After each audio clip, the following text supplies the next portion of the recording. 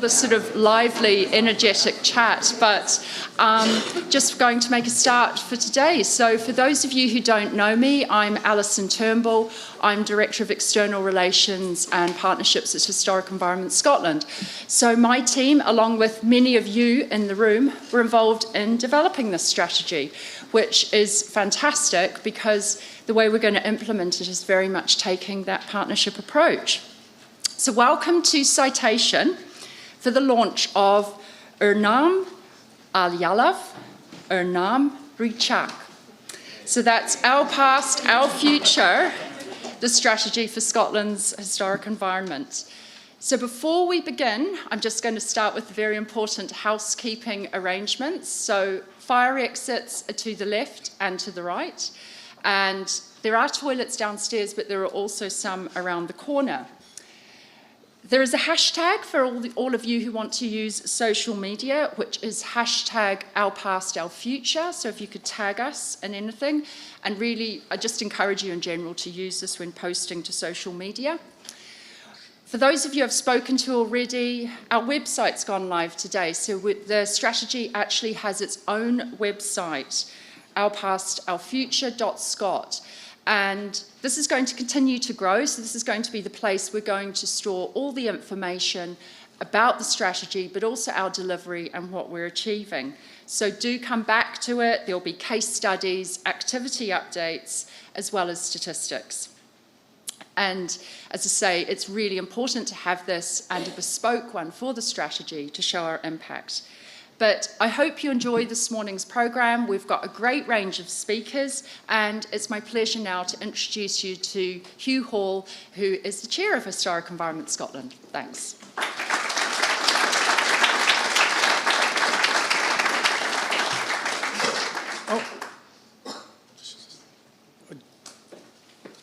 Okay.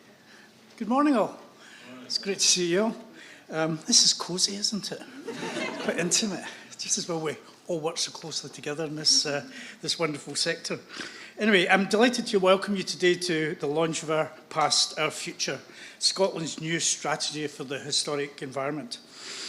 It's great to see the breadth of organisations and sectors represented here today, and I think that's a testament to the reach and the importance of the historic environment. The historic environment generates over £4.4 billion a year for Scotland's economy and supports an estimated 6,000 to 8,000 jobs. It is all around us and connects us to many policy areas like the natural environment, biodiversity, construction, tourism, housing, education and skills. The new national strategy extends to all of this. It was almost exactly a year ago today. It seems just like yesterday when many of you here gathered with me and others in the Scotland's Historic Environment Forum at Dynamic Earth in Scotland. And then we kicked off this review, the refresh of the first Historic Environment strategy, Our Place and Time. Since then, over the past year, there has been extensive engagement and public consultation involving 800 attendees at different events, 200 organisations. All have come together to reflect on the previous strategy and where we have to go in Scotland in the future as far as our heritage is concerned. And we are grateful for everyone who participated in that. It's important to emphasise that the strategy is not a HES strategy. It's not a government strategy. It's a strategy for the sector. And I know that Alec will be saying a few more words about that later on. The one thing that we have done is that we've placed people at the heart of this strategy, underpinning this strategy, the intention to make Scotland's historic environment more inclusive and accessible. We want it to connect and be relevant to people across Scotland and beyond. We're continuing to look at ways of promoting and presenting the strategy in more accessible forms. And if you've got any thoughts on that you haven't shared with us already, then do speak to myself or any of the team during the course of our chats later on. It's vitally important that we open up this strategy, particularly to the people of Scotland. One thing that's very noticeable in recent years post-COVID is that we have had a bounce back in things like visitor numbers, but they're primarily from the overseas visitors, and we've got a bit of work to do to actually extend that reach out to our own communities and our own people within Scotland. It's also important at this stage to thank Our Place in Time CEO Forum partners for all the time and hard work in shaping the strategy and for being its steering group. And a thank you also to everyone who's engaged and responded to the engagement and consultation phases. So for today, I want to talk about how this morning will work. We'll shortly have an opening address from Christina McKelvey, Minister for Culture, Europe and International Development. We then have Ailsa McFarlane, Director of Built Environment Forum Scotland, who will introduce the new strategy and its key priorities. Ailsa will then invite 4 case study speakers to deliver short talks to showcase their work. All these case studies tie in with the new priorities. To close the event, Alec Patterson, CEO of Historic Environment Scotland, will speak about next steps in the delivery of this strategy. Pulling together a strategy such as this is, challenging, but in some respects relatively straightforward. It's how we go on to deliver it that is the most important thing. And a lot of representatives in this room today will be part of that delivery. When we've completed that formal business, we'll then go into a networking lunch, which I hope you can all stay for. I see there's a bar here. Mine's a Star Brahmin for lunch over there. Anyway, thanks to all for attending. Thanks also to our speakers and facilitators and for those supporting today's event. I'm looking forward to hearing all of our presenters today, but if I could, I'd like to welcome Minister Christine McKelvey, MSP, to the stage. Thanks, Christine.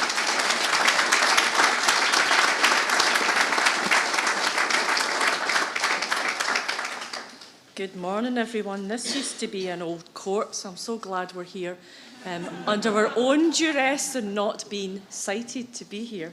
It's lovely to see you. Thank you so much for your kind introduction, Hugh. And as I said, it's a wonderful setting for today's event. And did you know that this building was first listed in 1970? There's people in this room who were not born then, which makes me feel incredibly old. But it does demonstrate an anchoring of our historic environment in so many ways for our daily life and how we, are able to access and use those spaces for such a long time. I think it's very humbling. I love this building. It's one of my favourite buildings in the Merchant City. And another day I'll give you an alternative speech about empire and slavery, and you'll understand the names of some of these streets. But this building in particular is a really lovely setting, and it's great to see it being used. But if you look around at the stonework, at the restoration that's been done, how wonderful it looks, it's a real testament to the skill and the care of the people who went in to create not just this building at its first stages, but looking after it as it moved on into our future. So that's the link, our past, looking to our future. And that's our refreshed 5-year strategy for Scotland's historic environment. And the strategy makes absolutely clear that historic environment is a national asset. Am I getting a weird feedback? No. It's of great importance to a proud nation, and the historic environment creates jobs, enriches our communities, and helps to tell Scotland's story to the world. sometimes that story's a hard story to tell, but it's one we should tell. It's also a vital resource in our transition to net zero and helping our communities thrive. Repurposing old buildings to be the future of our new buildings is an incredibly important part of that. Our built heritage is undoubtedly an important aspect of people's lives, connecting us to our environment. It offers huge potential to help create the way people see and think about their futures too. And Hugh mentioned about all the people who will be speaking today, and that will be testament to how we have to work together on all of this, both to create the opportunities to sustain and enhance our nation's heritage and to ensure that the historic environment is at the centre of our national life. So Our Past, Our Future acknowledges just how unique and diverse Scotland's historic environment sector is. It's of an international significance, designated throughout our World Heritage sites and iconic heritage attractions. They are instantly recognisable and eternally memorable. And Hugh mentioned that we've had lots of foreign travellers back in all of our sites here. We need to work on how we get the people from the surrounding areas here to see what they've got on their doorstep too. So tourists commonly cite our heritage and, you know, the great city of Glasgow. My partner's from Edinburgh, we have this argument all the time. What's the best city? He says, we've got a castle in us as well, we've got personality. People make Glasgow, apparently. But more than that, for each and every person in Scotland, we can see the historic environment, you know, in front of us. It's around us. It's the centre of our life, and it should be the centre of the places where we live, work, study, and play. As we look forward, it's also important to reflect back on Scotland's first historic environment strategy, Our Place in Time, which was published in 2014. And this has left a considerable legacy of achievement, providing us with a springboard to future success. So since Our Place in Time was created, a lot has changed. The last few years has changed us all in many ways, and in some ways that we've not quite, you know, processed yet as well.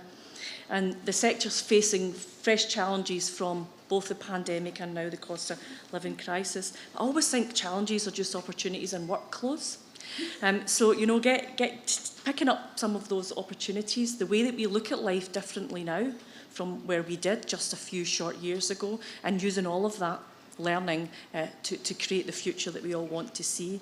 And as you know too well, the cumulative effects of climate change is having a huge impact on all of our historic and built environment, both here in Scotland and throughout the world. And if the many, many questions I have in the chamber almost every week now about somebody's castle that's not quite opened yet, or you know, a historic building that's not letting people in. And the answer is, we want to let you in, but we need to make sure those buildings are safe. But the impact of climate change is one of the key aspects of the challenges that most of those buildings are facing. And I think we all want to do what we can to address this global issue by retrofitting sustainably and making the best use of the embodied carbon in our existing built assets, which I will come to in just a moment. The work is already underway, but collaboratively we must do more. And I had a lovely visit over to the Burrell collection last week, and they were taking me around. I go to the Burrell collection quite a lot, but it was like I was seeing it with new eyes. And the person who runs it was taking me around and telling me all about the works of art that's there, and then took me up the stairs and says, but this is something we're really proud of. And it was an array of photovoltaic solar panels in order for them to you know, create their own energy and reduce their energy bills as well. So there's many aspects of retrofitting older buildings, or not so older buildings in that one's case, but actually that was an additional work of art attached to their building as well, so really important. And as I say, all of that work's underway and I've got lots of good learning. So Our Past, Our Future is a national strategy. It is therefore a collaborative one. It's not owned by me or anyone else, it's owned by us all, and it's a product of extensive engagement with the historic environment sector and beyond, and I thank everyone for engaging in that process. I know by the numbers that are in the room today how important this sector is to you. You all made your voices loud and clear during that process, and we thank you for that. So together, your contributions have been invaluable, and this partnership approach has heavily shaped the strategy we see before us today. By consulting the people of Scotland, we have identified the key priorities to make Our Past, Our Future both relevant and resonant for us over the next 5 years. In telling these In telling that these key priorities sourced from within the sector align with Scottish Government's national goals and targets, which include delivering net zero, building a wellbeing economy and creating more resilient, inclusive and sustainable places. So in order to reach net zero by 2045, we must make best use of our existing heritage assets through the reuse and adaptation, and the Borough Collection's recent works is a perfect example of that. A great example is here in our venue today, a 19th century listed building, previously a Sheriff Court, now repurposed into a multifunction event space, and isn't it absolutely stunning? It proves that the listed status and designation is not a barrier to reuse and redevelopment, and I hope it inspires you all for being here today too. So by making our heritage assets more adaptive, we are encouraging thoughtful, sensitive change which greatly increases the sustainability of our historic environment. This is not just important for the fabric of our built heritage, but also for its commercial viability and the opportunity that all brings. So the Scottish Government recognises the significance of the historic environment sector for our community. Pre-pandemic, the historic environment generated £4.4 billion for Scottish economy in 2019. That's a huge impact on our economy, and that supported 68,000 full-time equivalent jobs spread across the heritage, tourism and construction sectors.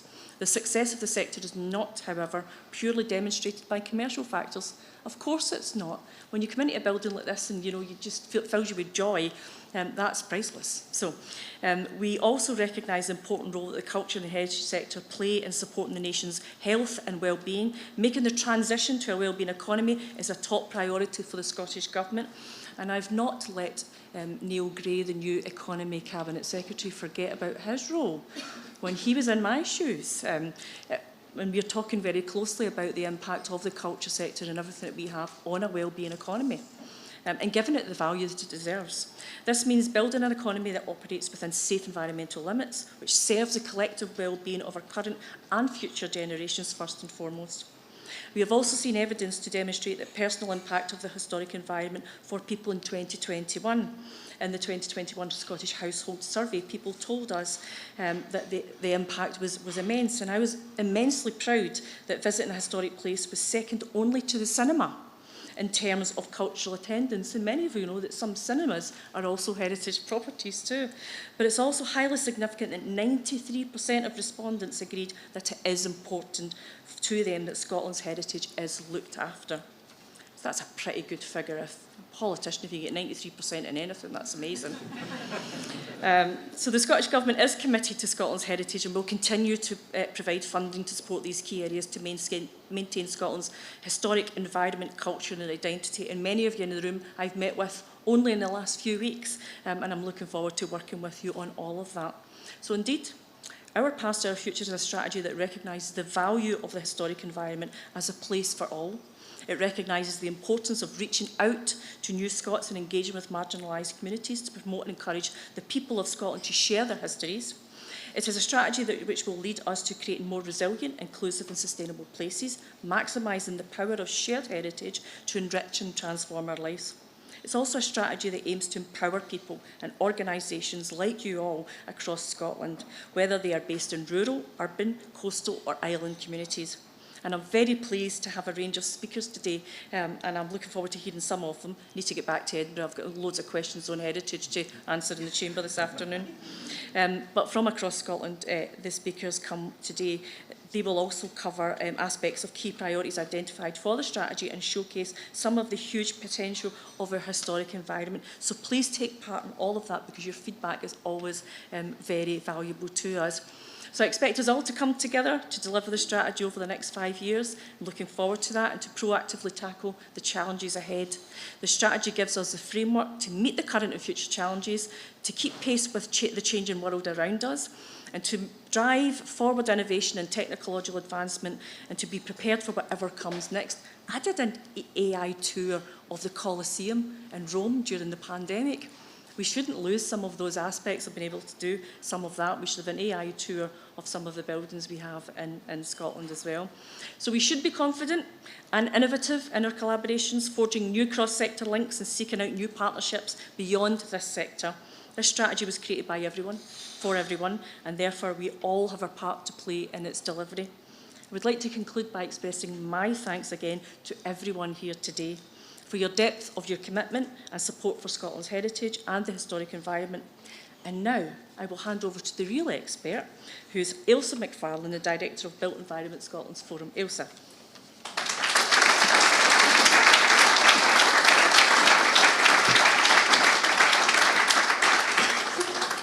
Good morning, everyone, and thank you to the Minister. No pressure at all on being the real expert. I would say I work in policy and therefore I'm an expert in absolutely nothing. That's how that works as far as I'm concerned. I'll add my thanks to the Minister for her very positive and very considered words today. The vitality and the importance of our sector was very well stated, and I hope that as I say a little bit more about the strategy, I'll show it really can give us that framework to meet both those current and some future challenges. It's my job today to introduce our past, our future, the strategy for Scotland's historic environment, from a little bit about how we got there to, as far as I'm concerned, releasing the strategy into the wild, and also to give a little of my perspective on the opportunities ahead. At BEFS, we work across strategic policy, advocating on issues for the existing built environment, and we've worked extensively with the sector on the engagement and consultation for the strategy. The Minister has extended her thanks to all those who've participated, and I'll also say thank you to the team at Historic Environment Scotland, who really have worked tirelessly to get this done on a tight timeline, and they have thoughtfully balanced the reactions presented through the consultation and engagement, both considering need and future impact. And I also wanted to say thank you to all those not working or volunteering directly in the sector, because your voices and understanding have really helped us to see the sector and its future, not how we see ourselves, but how others see us. And that was essential to forming a strategy which can resonate with a real breadth of audiences. And on the screen here, Martin, thank you, you can see what was done to form the strategy. From initial examination of previous evaluation, textual analysis of multiple strategy documents to see what was already of import across the sector. Consideration was given to the macro policy landscape, fitting in with national performance framework and UN Sustainable Development Goals, as well as all of those key Scottish Government priority and policy areas.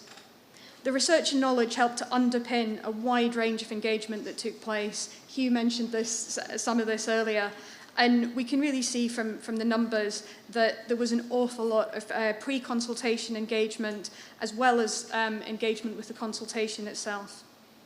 The team then took on the role of redrafting, reappraising outcomes, ensuring greater clarity, and increasing the representation and recognition of the work that's continually ongoing across the sector, as well as work for a sustainable future. Taking all of this into account, as well as the comments on funding, resourcing, delivery structures, regionality, and accountability, was not always straightforward, particularly given the changing context. Since the past strategy was formed, we have new understandings of what net zero can and will mean for Scotland's places, how we use land, how we develop a circular economy, how we appreciate infrastructure and ensure community wealth and well-being. The policy landscape has changed, and where the historic environment finds its place within this is key. We know that times will be challenging. The climate and diversity crisis becomes more acute, the skills need and skills emergency can curtail our actions, the lack of data and diversity inhibits decision-making, and continual economic and social challenges make all of our choices more difficult. And whilst that isn't a positive place in which we find ourselves, it's essential that the strategy speaks to those competing demands, and it doesn't shy away from what the sector itself can bring. The full strategy, an easy-read version, a Gaelic version, and summary versions will provide you with plenty to digest over the coming days, from strategic drivers to detailed sources of evidence and outcome. And I think, as I mentioned earlier, as is traditional for somebody working in policy, I'm only going to touch on the headlines here and allow you to explore the strategy in your own time. The strategy is mission-driven and benefits-led, with people and place central. There are principles which are not shown here that underpin the ways of working. These are embedded within the strategy and are made explicit within the documents you've had access to today. The principles are clear: promoting and protecting the historic environment working collaboratively, ensuring good decision making, nurturing and growing a skilled workforce, and putting people at the heart of our work are ways that we all wish to and need to operate. There are 3 priorities, from delivering the transition to net zero, to empowering resilient and inclusive communities and places, and building a well-being economy. These embrace the work already ongoing. They explain our impact in new terms to new audiences and give focus to all of our work across some of those big picture goals. Whether destination making or home making, we are all stewards of the future, and our actions at many scales can enable, support, and advocate for these priorities. I work in an area where finding the balance of use is part of the day job, and it's okay to state that there will be those who find the strategy imperfect. Those who have worked with me will undoubtedly have heard me say, the enemy is the perfect of the done. But I think it goes further than that, and the perfect is currently the enemy of the future. We're at a critical time, and we need to be able to move forward. We need to ensure that as a sector, we can progress, contribute, enable, and ultimately thrive. I would suggest that the historic environment has also always been part of the journeys that these priorities express. It's essential to communities. It's a carbon-rich resource, keen on using materials traditionally and mindfully, and geared towards the collective well-being of current and future generations. Now it's about how we make that explicit and about how we deliver. We've heard what the strategy is for, those big goals aligned across numerous strategies and frameworks, and we've heard earlier who it's for, everyone. And here the strategy does helpfully elaborate. The public sector, business, the charitable and third sectors, private owners and communities across Scotland all have a role to play in working towards the vision. I'll now give a little of my own perspective on the why.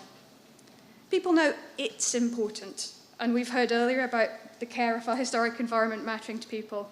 And here I like to imagine that the it can be anything from palaces to potential fines from a dig and all the interrelated activities from planning to engagement and everything in between. But now we can better articulate the why in ways that might resonate with more audiences, more communities, and dare I even suggest, more government portfolios. Be it homes or communities or energy, the strategy highlights what we can do, how we might work towards it, and how best to express that work given the challenges of our times. New pathways don't obliterate the old ones, they just give us a few more routes to the destination. These routes can come in many forms across society, culture, climate, and economy, and I'm pleased to say that the Sustainable Investment Tool, or SIT, will also soon launch as a beta version with, again, its own website, an animated guide, and much more advice for those who wish to use it. The SIT is a key piece of collaborative work from the Built Heritage Investment Group and far beyond during the last strategy, and we hope that its co-creation will enable a wide range of people to engage with and understand and consider the values of their historic environment in new ways, celebrating and highlighting the cross-cutting benefits of our historic environment. And in closing, I was fortunate enough to recently visit Marchmont Estate, and Lucy Brown, the General Manager, spoke about a quote from Ernest Gimson, the arts and craft designer and architect. He said, "I never felt myself a part of my own times by harking back to the past. To be complete, we must live in all tenses, past, future, as well as present." The strategy launched today enables the sector to live in all tenses, from celebrating and protecting the past to facing the challenges of the current and strongly contributing to the future. Thank you.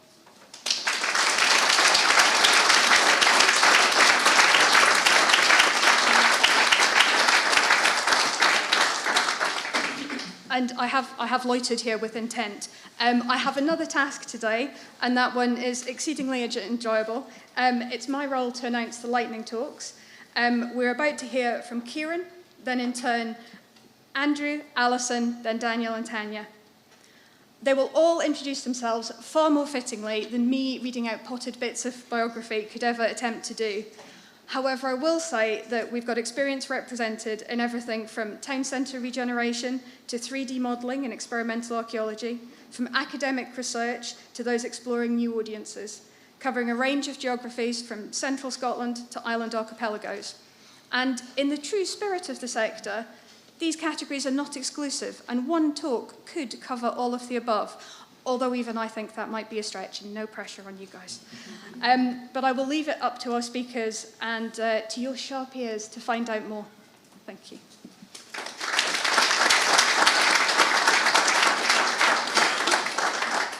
So, hello everybody, I'm Kieran from Archaeology Scotland. So I'll be speaking to you a wee bit today about our New Audience project, which has been running since 2020. It's funded by Historic Environment Scotland. Thank you very much, and thanks for all your support and understanding over what was a difficult start to the project with COVID. So the key kind of thrust of everything that Archaeology Scotland tries to do is to ensure that our shared past is accessible to everybody, and that everybody can access the benefits of participatory archaeology in terms of well-being, physical, mental well-being, skills development, and the power of these projects to bring people together, cultural projects to bring people together, cross language barriers, cross-cultural divides, and introduce people to Scotland. The project has been working with marginalised and displaced communities across Scotland. I'm going to talk about a couple of projects, but there's not enough time to talk about everything, as always. And yeah, the kind of key point is to open up these well-being benefits to people. It particularly touches on priorities 2 and 3 of the new strategy, and we're going to keep that in mind when we're moving forward. We're funded until 2025, and there's lots of sort of exciting new avenues that we're hoping to explore with the partners that we work with across Scotland. In particular, when working with new Scots, so refugees and asylum seekers, or people new to Scotland, is the power of social connections, and hopefully I'll be able to illustrate how archaeology, participatory archaeology, can really help with people developing social connections, and in particular placemaking. And something else that runs through our project is trying to increase inclusivity and diversity within the heritage sector. And I know that that's something that other organisations such as Make Your Mark are doing really important work with, and I think it's important to keep in mind that we're all working together on this as well. And I've popped in there as well, practicing English. It might seem pretty obvious, but it's something that's crucially important to people that are new to Scotland. You know, improving social connections, practicing English, and building up skills. So the first kind of project that I'm going to speak about is our Play in the Past project. So that's something that Archaeology Scotland have been working on since 2017, and is focused on our sporting heritage, of which there's lots and lots and lots in Scotland, Glasgow and Edinburgh in particularly. The first phase of this project, in terms of new audiences, was at Hampden Park in the south side of Glasgow. So you might know the big Hampden, but there's actually 3. So we were particularly concerned with the first Hampden, which you can see the picture there, that's the first Hampden Pavilion in the historical photograph. And I know it might seem a bit ironic using sort of football to bring people together in Glasgow, but archaeology, like football, is a team endeavour. It's something that, you know, we do as part of a team. Anyone that's been in archaeology projects will understand, like, you know, the kind of atmosphere on site, working together and all pulling in the same direction. So in summer of 2021, immediately post-COVID, which is another quite important aspect, particularly for those people that had been housed in hotels throughout COVID and were under severe sort of pressure of social isolation. We worked with about 59 different participants from 14 different countries. There was numerous kind of languages spoken, and from that first day in June of 2021 at the site of First Hampden, at Hampden Bowling Club, there was a really positive atmosphere on site. People being able to learn Glaswegian as much as English. We worked with a variety of different organisations. The Scottish Refugee Council were very supportive and a really important part of the project. The South East Integration Network. They've got a list there. There's quite a lot of different kind of organisations feeding into the project, and the Gorbals Health Walk as well.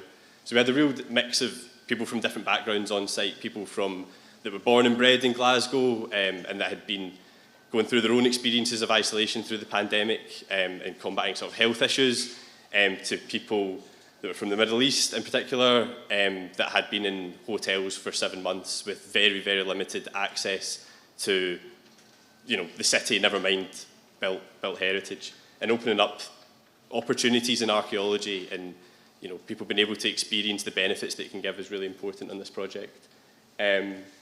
We were also able to illustrate and help kind of advertise the legacy of Andrew Watson, who was the world's first black international footballer. He played at First Hampden for Scotland. He captained Scotland to numerous massive wins over England, which is awesome. I'd love to see that again. And yeah, it was a fantastic. The site of First Hampden is a globally important site. It is the first purpose-built international football stadium anywhere in the world, built by Queen's Park and the Scottish FA in 1873, the year after the first international, which was also in Glasgow, up at the West of Scotland Cricket Ground. You might have seen some of the events around that last year. It was the first stadium to have turnstiles, season tickets, all these kind of things that you think about modern football. And it was also where Scotland pioneered the passing game. So we were able to kind of highlight this important and often lost part of Scotland's past, is that Scotland was really influential in pioneering the passing game and then exporting it all around the world. The football that we see today was created at this site. And for a lot of participants, we thought that football would be the sort of hook that would get people involved. It actually kind of to be the opposite. There was a few people that were interested in football, but what was really nice to see is that most people were just really keen to try archaeology. And we had someone saying that it was like being in an Indiana Jones movie, which was a sort of, yeah, anyway. In terms of the kind of logistics, we had lunches supplied by the Milk Cafe. So they're based on Victoria Road in the south side. They're a social enterprise that work with women, refugees and asylum seekers to give sort of artistic opportunities. So we tried to embed where the funding was going to help out other organisations with similar goals and things like that. We covered things like transport costs. People going through the asylum system have got very, very limited access to funds, especially if they're in hotels. It's about £9 a week. So things like an all-day bus ticket is what, £4.50 now. That paying for that is severe. It takes a massive chunk out of their, disposable income. So we provided the week-long bus passes to enable people to travel out with the project and to sort of, see other parts of the city. So that was First Hampden. We were also back. The picture just in the top right is from Cathkin Park. So those of you might know the story of Third Lanark FC. So we were there last summer, working mainly with the United Yemeni community and the Scottish Guardianship Service. The Scottish Guardianship Service work with unaccompanied young people that are seeking asylum or have got refugee status in the UK, and they've got a really good participation group. So we've been working quite a lot with them on this project and on other sort of workshops around the city, up at the Necropolis. But here we were mainly looking at football. And we were able to play a wee bit of football as well, which was really good. And we were able to go up to Third Hampden to see the Football Museum, which was a really cool experience for a lot of the young people. And working with the Participation Service and other aspects of Archaeology Scotland's work, our Attainment Through Archaeology programme, we're hoping to develop sort of skills-based learning for these young people, quite a few of which are really interested in history and archaeology. Another aspect of the work that we've been doing is up in Aberdeenshire with the Grampian Regional Equality Council's Language Cafe. So we've been doing sort of artefact workshops. Pictish pebble painting was really quite interesting. They're quite a big group. A lot of people are sort of economic migrants, a lot of refugees and asylum seekers, quite a lot of people from Ukraine that have come over through the resettlement scheme. And we're able to sort of facilitate visits to stone circles and also to Migvie Kirk, which is up there as well, to see some Pictish standing stones. And again, sort of showcase the really unique archaeology of Aberdeenshire, especially the recumbent stone circles, carved stone balls, the sort of Pictish world. And again, we're hoping to sort of develop sort of cross-sector working with outdoor access charities and develop guided walks and support another new language cafe, which is starting up in Huntly. So the sort of impacts in the future, hopefully I've touched on most of these through the wee talk, but part of the Scottish Government's New Scots Connect strategy, which ended last year, is focused on people developing new social connections, meeting people from Glasgow, practicing English, helping through their ESOL courses, but also really importantly, in a climate of hostile environment and very toxic rhetoric around refugees and asylum seekers from a lot of the press, offering projects that are welcoming and inclusive have real impacts on people's lives. They can make a real difference in helping them feel settled and at home and meeting new friends and so on and so forth. And we're hoping that through this we can build more volunteering opportunities for people across the historic environment sector. So yeah, that's me kind of just about to run out of time, but big thank you to all our funders, Historic Environment Scotland, and all our project partners that we work with across Scotland. So thank you very much.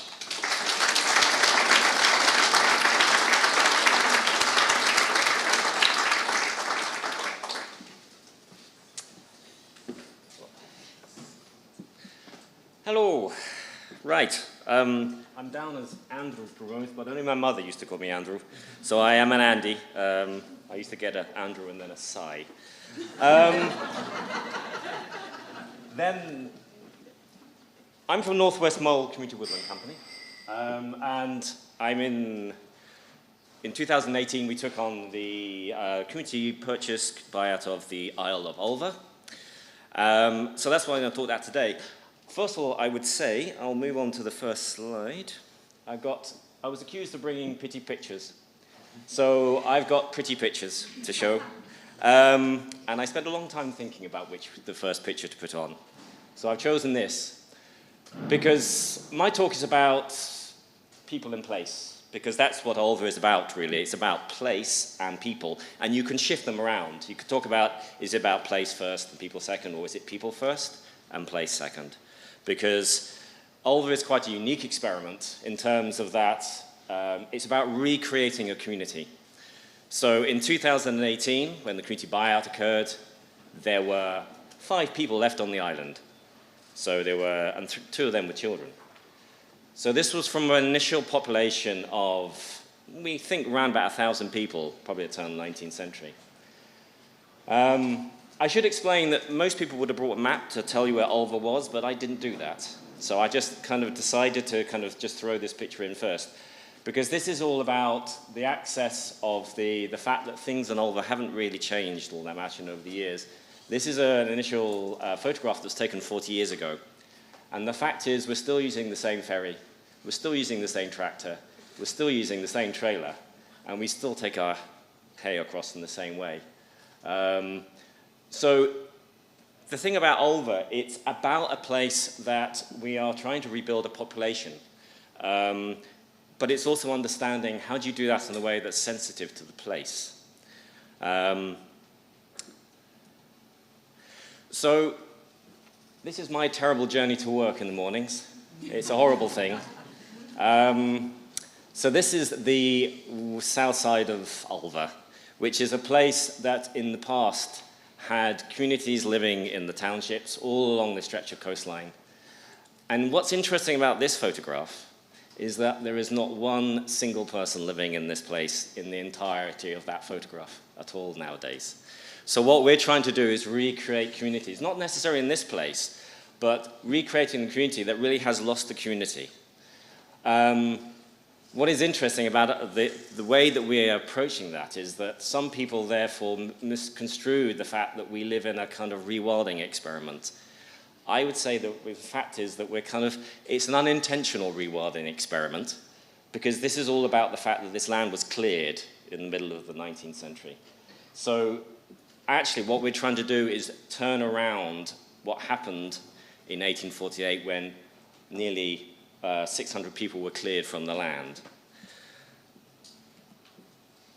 So for us, it's all about a continuing aspect of the difficulty of access. This isn't too far away from my return this afternoon to Ulva. I have a terrible feeling that my dinghy would have sunk and I might be sleeping in the car tonight. So Ulva, we have an issue with the fact that access is always difficulty. All islands have difficulty of access. All their uniqueness about living on an island is about that. So we have a place where we're trying to bring in repopulation, and we're trying to build the ability to have people to live on island, but in a way that is sympathetic to the island and a way that can be brought to bear on the island. This one is kind of what I would say is that because Ulva is an island which has no roads, we have tracks. So it is an island, this is a play basically on the thing about that old phrase where it says off the beaten track. We have nothing else other than beaten tracks. So how do you build a community on an island where we have a lack of facilities, we don't have roads, we try not to use cars because bringing cars on the island is difficult. We are trying to build a community that's about the use of sustainable transport. So a lot of times it's about walking, it's about using bicycles. We do actually have electric vehicles, which is this one here, which we're using to show people around the islands. So when we're trying to do this recreation, we're trying to do it in a way that is empathetic to the environment, rather than trying to just build something that has no meaning to the island at all. It's out of kilter with the island. A lot of people come to Ulva because of what it's like. They come to Ulva because it's this kind of wilderness. It's lacking people. It's a beautiful place, as we can see. It's full of nature. It's full of eagles and otters and all that kind of fragile ecosystem. But it's also full of history. It's full of the people that used to live there. And the question we always have in our minds is that in remote rural communities, the community is just as fragile as the environment around it. They're another one of those factors. It's a fragile thing. So how do you recreate a community or build a new community, a modern community, in a way that is in relationship to the island? And in that way, it's about learning what past people, how they lived on the island. What is the point of reinventing something that people already knew how to live in a certain way? I would love to take all the speakers, I've already spoken to 2, and actually take them to Ulva, because I get the feeling that if we talked about this, there is a way of understanding the way the people used to live and bringing that to bear for the current and future generations of the community living on Ulva. So this is quite a symbol of something. This is Starvation Terrace. So when the islands were cleared, the people who were too old or too young ended up here. And they were forced to build their own houses. This is a terraced row. And then eventually they were burnt out. Their roofs were set light to, and their crockery was broken up, and they were forced to leave. But these people knew how to build. They knew how to build from the landscape. They were using materials from the landscape. They are building in a way that you would say we would call it in sympathy with the landscape, but they didn't have any other expression other than build in sympathy with the landscape. So how do we learn from these people?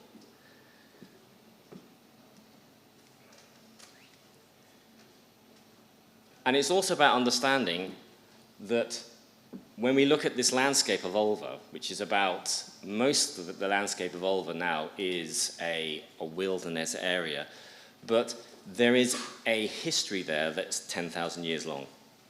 It goes back even to the very earliest times of the Mesolithic and through the Neolithic. So it's not about that.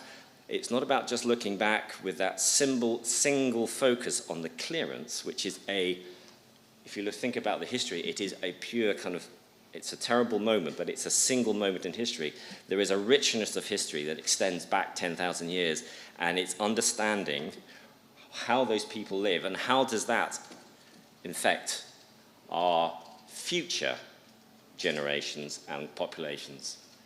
So for us, it's not about creating community, because you don't create community. Communities happen, they're organic. You give communities the tools, the facilities, and the way of creating that community. So this is us renovating one of the existing properties, for instance. So a new family is literally just about to move into Ulva, which will, again, increase the population by 50%. Doesn't take much to increase the population of Ulva by 50%. There's 10 of us at the moment.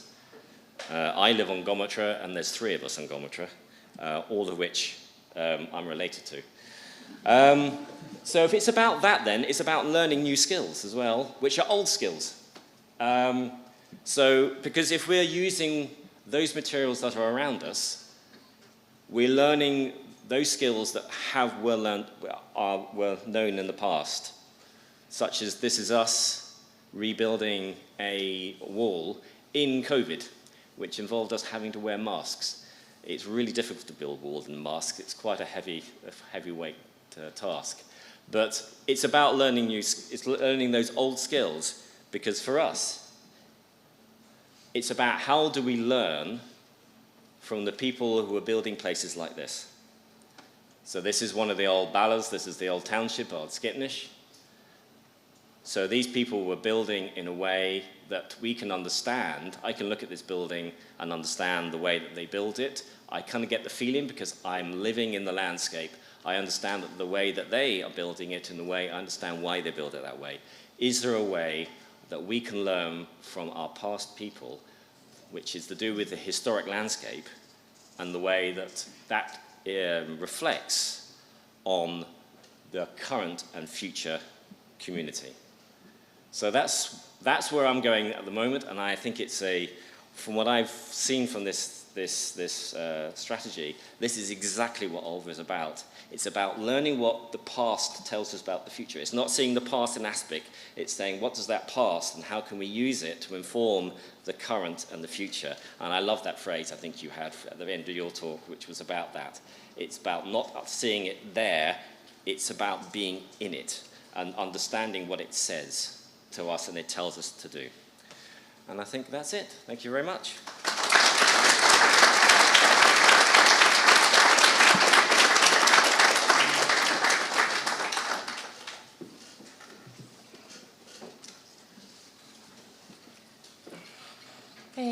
So I am here as a volunteer. We've got a very small staff team who our executive director actually does a lot of presentations because there's an awful lot of interest in what Midstable Quarter's doing, but he's got an awful lot of other things to do. So I'm here today. I'm the Society Secretary of Midstable Quarter, otherwise known as Dumfries High Street Limited. We are a community benefit society, so we are owned by our members. And our members are people living in the postcodes DG1 and DG2, it's specified. That's a population of coming up for 40,000 who could potentially, well, the youngest ones can't become members, but above the age of 18, they can become members. So it's a big population. We work very hard to recruit members. It's quite a complicated thing to explain to people why they should join as members, what they can do as members, why they are so important to members. We answer directly to our community, and it's quite difficult to answer directly to a community of 40,000 people. And we really work hard to create that sense of ownership and potential to influence, because it's very important that we do what is needed for our town and what is wanted for our town. So, am I changing the slides here? Yeah. Right. So, Dumfries is a market town without a market, like a coal town without a mine. So, the Dumfries Town Centre, I remember it hanging around there in Dumfries Town Centre as a teenager after school, not wanting to go home. And there was enough to do in Dumfries Town Centre. Even in those days, it was slightly beginning to go downhill. But most of the shops on the ground floor of the buildings in the town centre were open. There was a variety of things didn't have a lot of money to spend, but you know there was enough to do to keep us interested as teenagers in the town centre, including in the evenings as well. But from first floors upwards, you can see these are old buildings, historic buildings. These were emptied in the 50s. It was effectively, it reminds me actually in lots of ways of the clearance of Ulva People were cleared out of these buildings to new council estates that were built in the periphery of Dumfries. These were fairly primitive flats to live in, cold and a bit damp and quite crowded. And so the new council houses with their own bathrooms and gardens and everything else were quite attractive, but actually there's very limited services out there, particularly when they were first built. There was very little in the way of services out there. Nobody moved into to replace those people. So those buildings from first floor upwards have been empty since the 50s. The commercial premises continued to be used. Certainly remember them, as I say, being busy in the 70s and into the 80s, even into the beginning of the 90s, when there was a lot of edge of town developments of quite a variety of different businesses in different areas around the edge of the town, and there was the rise of internet shopping as well. That meant that the buildings and the businesses in the town centres began to fail or to find alternative ways of doing things and just gradually to close down. Also, this area which we have taken over, there were a lot of printing businesses carried on there, which as these became computerised, those sites weren't needed anymore. So all the buildings that you can see in there and further up the road were empty, largely owned by absentees who had bought them as investments and had spent a lot of money on them. There were things like insurance companies and, people that had no interest in the buildings, saw them as investments, put money into them, and then found that actually they weren't making them any money. And they were willing to sell, but they were very unrealistic about how much they might get for buildings like that, because they didn't live in Dumfries, they didn't know what Dumfries Town Centre was like, they hadn't paid any attention to what the state of the building was like. There was a lot of discussion in the town centre, which was led by an organisation called The Stove, which is a creative-based development trust, which operates in a building just across the road, about what to do about Dumfries Town Centre. So it was a very open and very creative discussion, very easy to engage in. They used multiple ways of engaging with people, and a discussion which allowed the people of Dumfries to begin to develop a sense of responsibility about doing something about our town centre. What are we going to do to bring this back to life? And it was done in a very imaginative way so that people could really engage, a very creative way, people to engage very easily without necessarily feeling like, oh, this is something I haven't anything to do with, it's for somebody else to deal with. There was a real working hard to build a sense of ownership, a sense of empowerment, that people living there were the best people to do something about it. And this graphic here was designed by somebody who became one of our board members, a young architect who had gone off to study and returned to Dumfries, which is unusual, to follow her career, develop her career. And she's used her architectural skills. This is a very good representation of what the buildings that we own and look to own looks like. But it shows it in good condition and with every lower ground floor unit occupied by a variety of different enterprises, and the top floors occupied. So that is something that we use to demonstrate our ambition for the town. We still use it, it's on our website. At that time we were, going a bit too far ahead. At that time, we thought it was unlikely that it was going to be a while before we would own any of these buildings, but one of the buildings belonged to the council, and we were able to take that on as an asset transfer fairly quickly, just almost immediately after the Community Benefit Society was formed in 2017.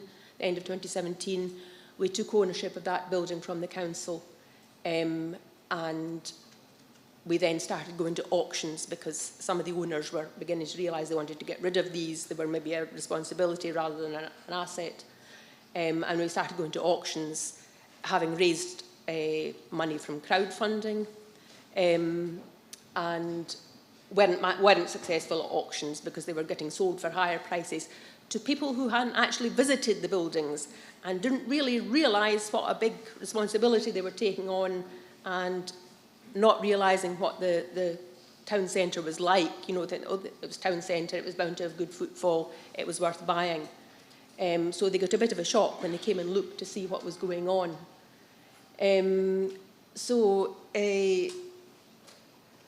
This shows some, actually I don't think any of those people except me are still on the board, but we do have quite a fast turnover at times. But this was taken quite a while ago. So our board are all local people, and we've got a variety of skills, and we're elected by our members. Our members put in £1, that's all they're asked to invest, and then they're involved in the Community Benefit Society. They get a vote at our AGMs about the various things that we're having votes about. They have the chance to stand as a director if they so wish to do. But this sense of ownership creates a feeling of responsibility and involvement, and we work very hard at our community engagement. It's quite a difficult concept to explain to people. I've manned stalls, you know, trying to persuade people to join as members, and it's not easy to explain to people exactly what it is involved in being a member. It's kind of as little or as much as you like, basically.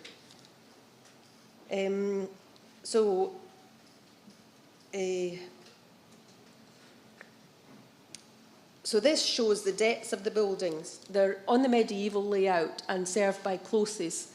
We own 5 buildings out of 9 that we're looking at. So managing 5 of those buildings is a big responsibility. We have demolished the first one, which was the only building that was younger and in poor condition, and we are rebuilding that, and that is going to have 7 flats, 7 two-bedroom flats. So that's the beginning of the rebuilding of our community. We're going through an allocations process at the moment to allocate those flats. There's a big demand for them, but we're very keen on working out what's going to work for us in terms of actually building a sense of community. The motives of the tenants are of real prime importance to us. So as well as the 7 flats, we'll have a big enterprise unit which will be used by local businesses, fairly small businesses, and a lot of opportunity for working together and networking together, sharing equipment and other facilities. And we've got one other building, the one with Flourish here, that is in usable state, and we have a community interest company which supports a large number of small local creative businesses, and they sell their goods in there. They have workshops upstairs. One thing I haven't mentioned is our district heating scheme, which we are planning to use an aquifer in Dumfries Town, under Dumfries Town Centre to provide heat, to have a sustainable heating scheme for all the buildings, and potentially can sell to other buildings in the area, which will be an important income generator for us. So anybody can join as a member. We've got an excellent website, tons of information. If you'd like to join, it only costs £1. So marketing. Thank you.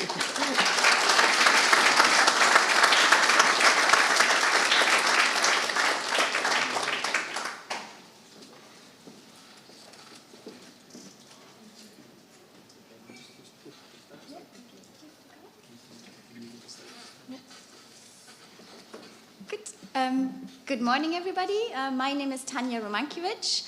I'm a lecturer in archaeology at the University of Edinburgh, and my data comes from the field. And this is where I've actually come from this morning, from where we are excavating a 2,000-year-old roundhouse in the Scottish borders. This building has potentially turf walls.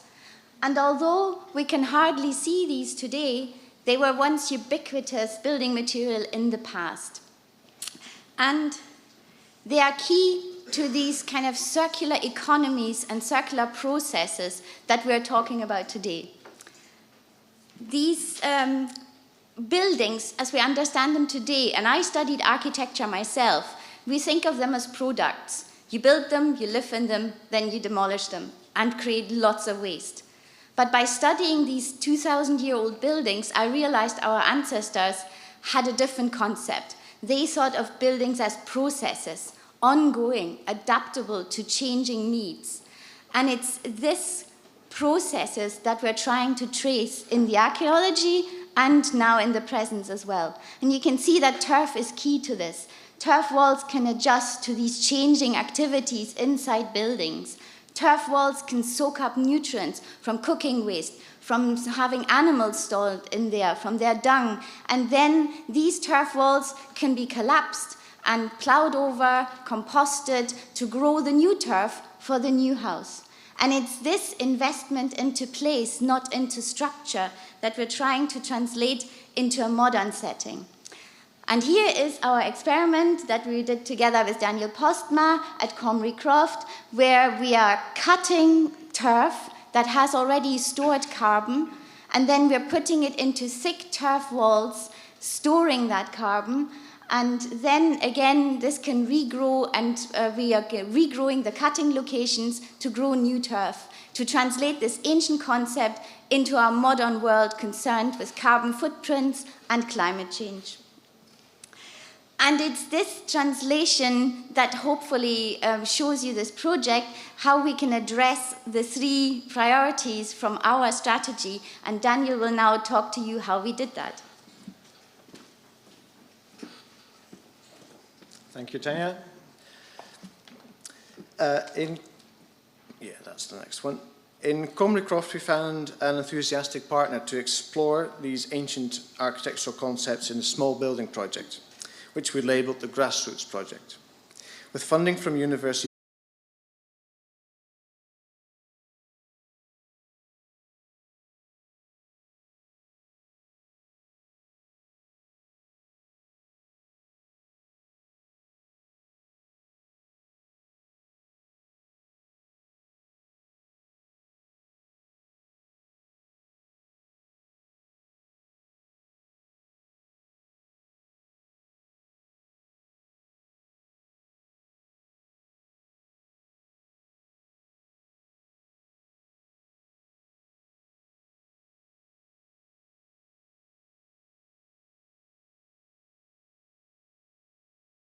around natural building materials, storing carbon, fostering diversity of all sorts, and building nutrients, and returning to the land what was borrowed from it. Satisfied with the interest for these pre-industrial building skills and archaeology-inspired new builds, I have recently acquired the derelict farm of Little Ballyclough near Crieff. This is currently undergoing repairs and will open later this year as a dedicated learning centre for archaeo-based regeneration, building on our experiences at Comrie Croft. The Grassroots Project's success, however, extends beyond the development of my own services, as Tanya will set out in a few closing words. Yes, I hope our quick tour around Comrie Croft has shown you that we as archaeologists, and we're both archaeologists, that we're not just concerned about the past. We are also, as we heard at the beginning, concerned about the present and the future. And by learning from this past, learning how our ancestors understood it, and I felt it chimed very well with your plans at Ulva, what we are having in mind as well. But not replicating the past, not reconstructing the past, but translating it and transforming it into our modern world concerned with the problems of climate change. This is how we can perhaps move forward in a way where we can cut turf that's already grown but is due to be just plowed over and reseeded. If we source this carbon-rich resource, store that carbon in thick turf walls, that can be a hut or a turf bench or a field wall along a field instead of a metal fence, and so also creating a valuable habitat in addition. And then if we use these buildings to compost and grow new resources or have vertical gardens, as we have shown. And the recutting locations, as you can see there in the background, we cut right next to the side. We are now running an experiment to reseed this with various types of crop. Some highly calorific, producing good fodder for cows and sheep, or by rewilding it even more with wildflowers and increasing the biodiversity.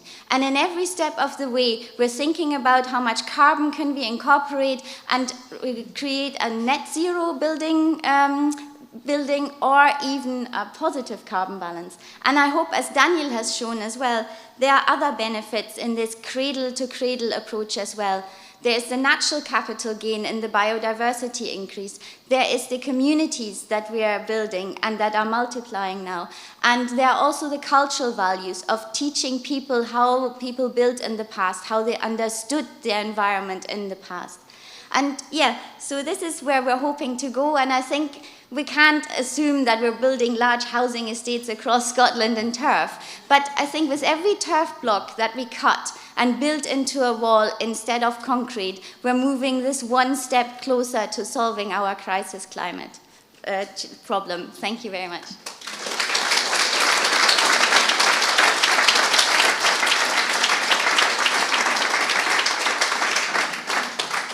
Thank you very much to all of our speakers. I know I have lots of questions, but there is not time for questions now. But all of the speakers will be available during the networking, and I'm sure if there are conversations you want to start or conversations you want to continue, I think they'll all be very willing to hear from you then. The final person that we're going to hear from today is Alec Patterson, Chief Executive of Historic Environment Scotland. And just as I said something about the why, I think Alec is now about to talk to us about the how and tell us a little bit more about strategy delivery. Alec.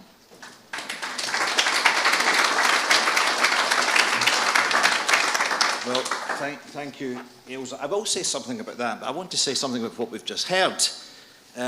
Because sometimes you think about strategies of this and you automatically think of castles and standing stones and great mansions, and of course all absolutely right and correct, but these have been 4 really practical examples of where heritage, historic environment, or built environment actually hits the ground, hits the streets literally in Dumfries, and makes a really practical difference at a very local level. And when the strategy was being developed, one of the questions we asked ourselves quite near the end, what do we call it?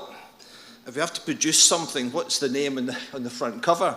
And I think Our Past, Our Future came through the consultation, but several people suggested it, and I think it's a really appropriate title because it is talking about the past and it's important in its own right. But how do we use the past to make a better today and a better future? And I think from the 4 case studies we've heard, it is about using the past to make a better today and to make a better future, whether that's engaging new audiences through the work you're doing. I was fascinated by I paraphrase, Scotland gave football to the world. What happened is the obvious question. And then how heritage and how things were built in the past can inform rural community life in Ulva. I think that was fascinating insight. And then how you can use heritage in the built environment as a catalyst for change in a town centre. And then who knew that roundhouses of many years ago actually are teaching us things about the circular economy and how we transition to net zero today. And your comment about every building will have a, where have you gone? Not every building will have a turf roof. But interestingly, you might have seen in the press recently we put out an announcement that we're moving our archive to a new building, and most of that building will be retrofitted and refurbished to the very high standards of net zero that Peter and his colleagues are specifying. at the moment, but there is a bit of an extension to give us the space we need, and the architects are planning a turf roof on top of it to try and develop and take forward the net zero issues. As my head of archives said, well, that's okay, but lots of wee bugs and things that are not particularly friendly to archives grow in the turf, but we'll get over that. We'll go over that, I'm sure. So just to thank you for your presentations. I often say that it's our heritage and our history and historic environment that brings people from the other side of the world to Scotland, and that is important. And as the Minister said earlier, we're seeing a good bounce back. The May figures for Hez, 60% of visitors to our properties were from out with the UK, 40% were from the UK. So international is undoubtedly building that. But for every person who comes from the other side of the world, what we collectively do, the history, the heritage, the built environment, the historic environment, actually touches every single community, whether off Mull or anywhere else. It's the schools, it's the houses, it's all of the things that we take for granted. It's what makes our towns, our communities, our cities what they are. And of course, it's what Scotland sells itself on internationally, images of our natural and our historic environment. So thank you for bringing to life our past, our future in such a interesting and informative way. It's a year, all bar one day, since we embarked on this at Dynamic Earth, as Hugh said at the outset. So I just want to reiterate my thanks to all who've been involved. It's been a huge task to get to this point, and I don't underestimate the task that we've all gone through to get to this point. To some extent, the hard work starts now. How do we actually turn the strategy, which looks great and could sit on the shelf and achieve nothing? How do we turn it into something that actually makes a real practical and tangible difference out there? I think the new strategy builds on OPIT. There was an awful lot of good that was in OPIT, an awful lot of good came out of OPIT, and some of that we want to continue. But our past, our future is necessarily different. It represents a different set of circumstances. The world today is very different from what it was back in 2014. It's part of the reason why the strategy is for 5 years rather than 10 years. You know, who can see 5 years, let alone 10? So let's bash on with the world in which we know it at the moment. And I think it's a strategy that faces up to the challenges we've got today, whether it's net zero and the climate agenda, or whether it's just sustainability of organisations in our sector. There's a whole raft of things which we need to recognise. I think it balances ambition with pragmatism, and I think that's a tricky balance to strike when resources are not infinite, whether financially or people-wise. We need to keep that sense of ambition, but also realise what's the art of the possible here. And I think it faces up to the fact that we'll have some difficult choices to make collectively over the next few years. The way we've always done things can't always be done. However, for all the challenges and all the challenging environment in which we operate, today in the launch of this strategy is also an opportunity. The launch of strategies don't come along that often. And I remember standing up at Dynamic Earth doing this similar. I always get this sort of graveyard slot just before lunch. But I was actually saying, well, this is a strategy for the historic environment, but it's actually a strategy for a better Scotland. And we need more people, not in this room and not in this sector, to waken up to the fact that this strategy is not just for those of us in this room and those of us who are in this sector, but actually it's a strategy for a better Scotland, because it does contribute to the economy, it does create jobs, it does contribute to the government priorities, it does contribute to communities and to places, it does contribute to making the country better for our people, it does help us move towards net zero. In fact, the net zero aspirations are not achievable unless they're achievable through the historic environment element of the government as well. So it is a strategy for the sector, but it's a strategy for a better Scotland, and we need to make a noise about it. There are lots of people out there who we need to help us, but they need to hear about it. I remember a chief exec of a health board speaking at a conference last year and saying, we've developed a strategy for 10 years that we can't deliver on our own.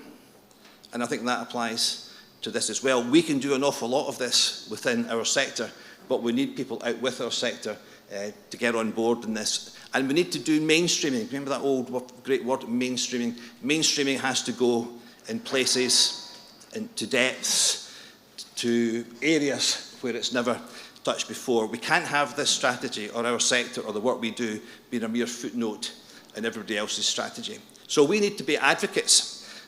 We need to take every opportunity we can, whatever it might be, to promote the benefits of what we're doing, to seek engagement with the strategy, to tell the stories as to what the historic environment, the built environment, heritage, the difference it makes to all these other agendas. It's not just something neat and packaged over left field, it's actually mainstream.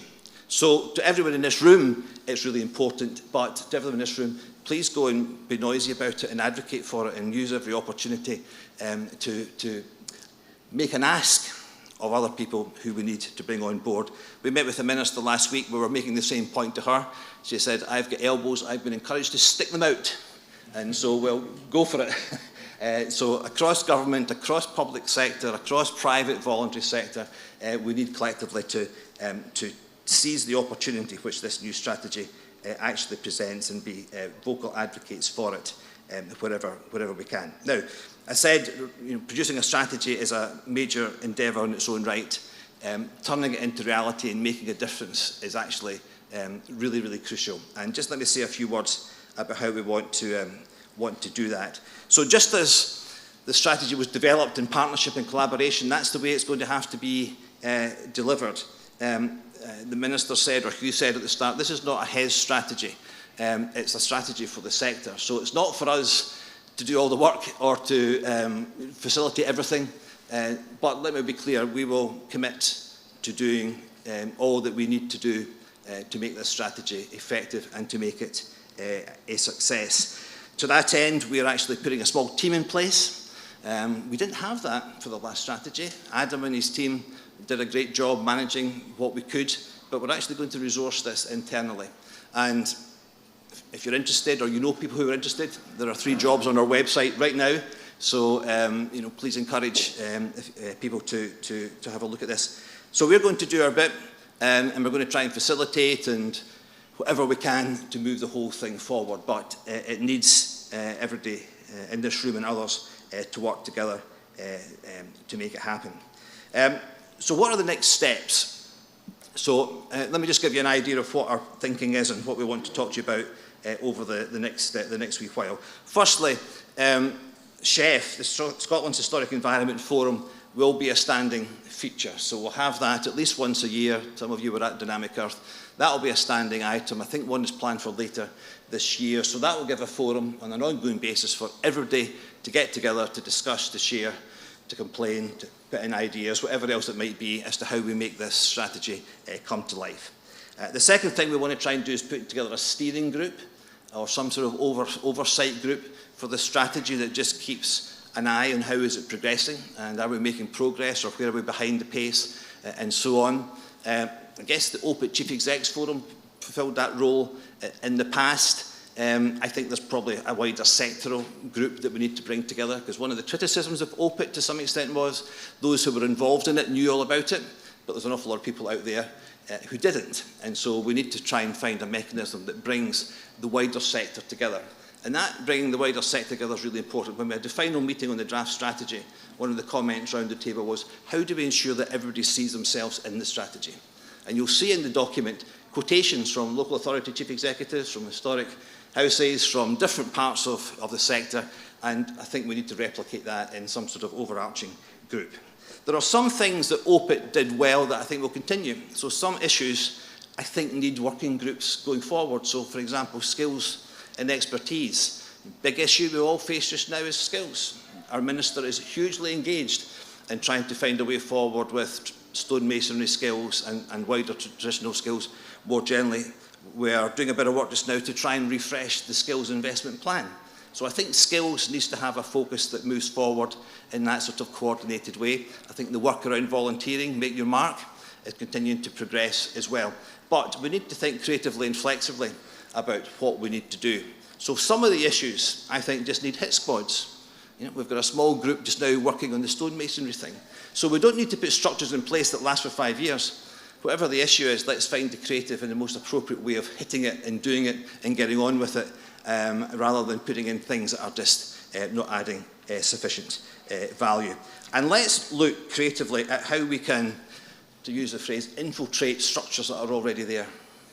Because I think one of the things that came through the 4 presentations was these are local, regional issues as well as national, and there are local and regional structures that are already there. So how can we start to infiltrate or invite ourselves or be invited into some of those structures that are there and demonstrate the difference that this sector can make, and also the ask that we have of others. So more coming soon on the practicalities of how we put this into place, but those are some of the outlines. Alison mentioned the new website. The new website is there. It'll be a hub for everything going forward, so a library of case studies. We're also committing to do an awful lot more in the evidence and the data around all of this, so that will be there, as will other sort of research and stats and performance data as we go forward. Part of that is just to make sure that there is access to an awful lot more people of what the strategy is about, what's happening, what's doing, and hopefully in turn more people can see themselves as part of it. So that's really all I want to say about where we go next. I want to thank the Minister who introduced and launched it formally, Hugh, our Chair, who introduced the session, and to Alison and the team for all the practicalities of organising the events. So a lot goes into that, so thank you for all of that. And to our 4 guest speakers, and to Ailsa for chairing, thank you for all of that. And to all of you for coming. I know you've given up time, some of you have travelled quite a distance, but I think it's a reflection on how important this strategy and the launch of it actually is. So we've reached an important milestone. Today is an important milestone. We're launching the strategy. We've reached base camp, I think, in terms of our aspirations and programme of work for the next wee while. Thank you for all you've done to get to this point, and I'm sort of assuming that when we come knocking your door over the next wee while, then we can count on your support to actually turn the strategy into practical actions. I think that's us. I think it's now lunch. Is that right? Good. Lunch is served. Hugh will be at the bar. The rest of us will be downstairs. But thank you again.